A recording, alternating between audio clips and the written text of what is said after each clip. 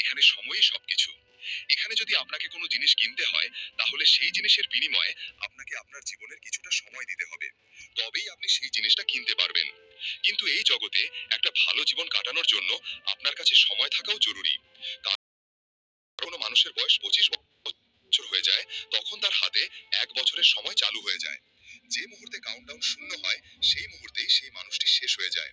ধনীদের কাছে এত সময় ছিল যে তারা হাজার বছরের জীবনও কাটাতে পারত।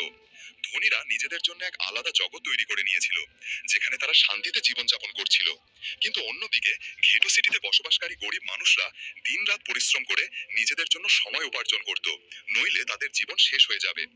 এই গরিবদের বস্তিতে উইল নামের এক যুবক থাকতো, যার ঘড়িতে মাত্র 23 ঘন্টা বাকি ছিল। উইল তার মায়ের সাথে থাকতো। যেহেতু 25 বছরের পর বয়স থেমে যায়, তাই তার মা 50 বছর বয়সী হয়েও খুব যুবতী দেখাতো। আজ উইলের মায়ের 50তম জন্মদিন ছিল।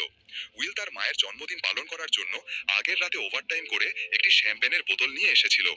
এটা দেখে উইলের মা খুব খুশি হন এবং উইলকে বলেন যে তিনি তার নাতি নাতনিদের দেখতে চান। তুমি কোনো মেয়েকে ডেট করছো না কেন? এর জবাবে উইল বলে, এইসব জিনিসের জন্য সময় কার কাছে আছে? উইলের মা তাকে বলেন যে ইলেকট্রিসিটি বিল আর ব্যাংক থেকে নেওয়া লোন কালকের মধ্যে শোধ করতে হবে, নইলে ফাইন হতে পারে। তাই তিনি কাজে যাচ্ছিলেন এবং পরের দিন রাতের মধ্যে সব বিল আর লোন শোধ করে ফিরে আসবেন। তিনি বলেন, আমার কাছে মাত্র 3 দিন সময় আছে। বিল আর লোন শোধ করতে প্রায় সব সময় খরচ হয়ে যাবে। তাই কাল সন্ধ্যায় তুমি অবশ্যই বাস স্টপে আমার জন্য অপেক্ষা করবে, যাতে আমার সময় শেষ হওয়ার আগে আমি তোমার থেকে কিছুটা সময় নিতে পারি।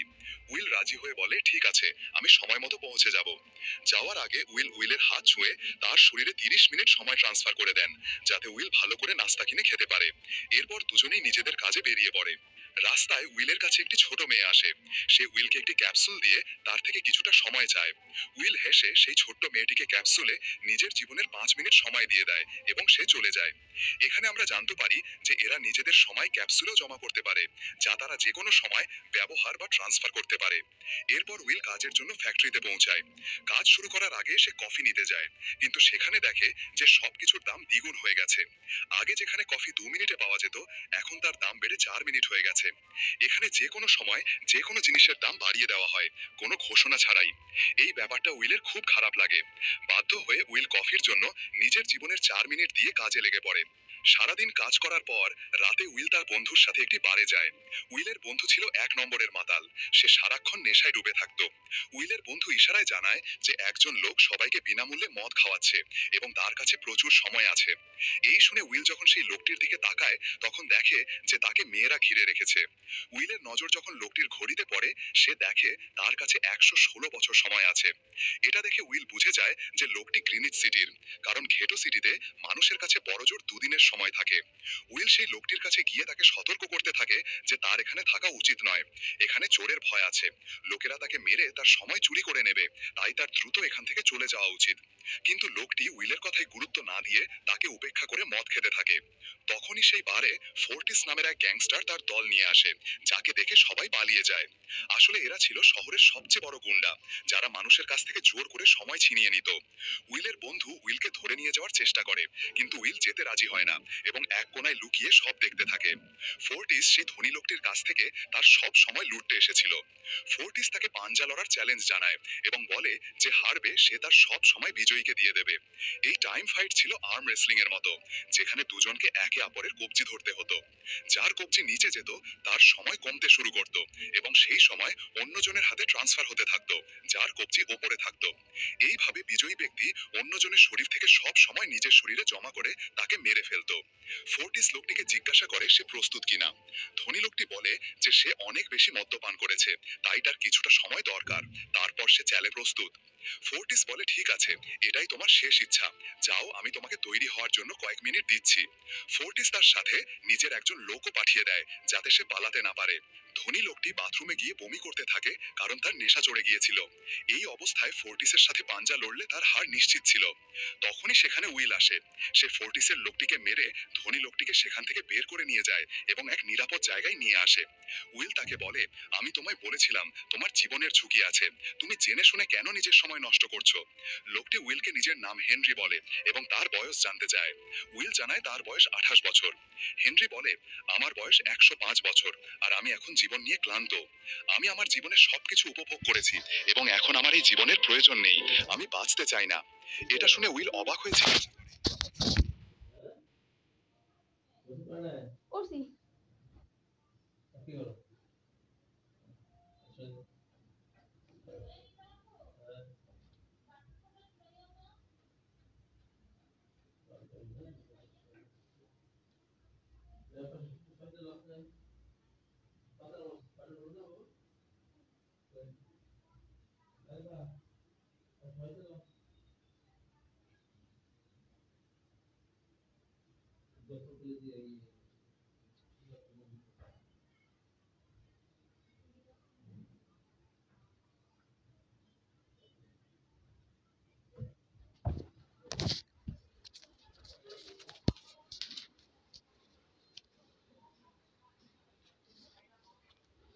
গরিব অসহায় মানুষের মৃত্যু থেকে পাওয়া উইল বুঝে যায় যে হেনরি খুবই ভালো মনের মানুষ। হেনরি উইলকে জিজ্ঞাসা করে, তোমার কাছে যদি আমার মতো এত সময় থাকতো তাহলে তুমি কি করতে?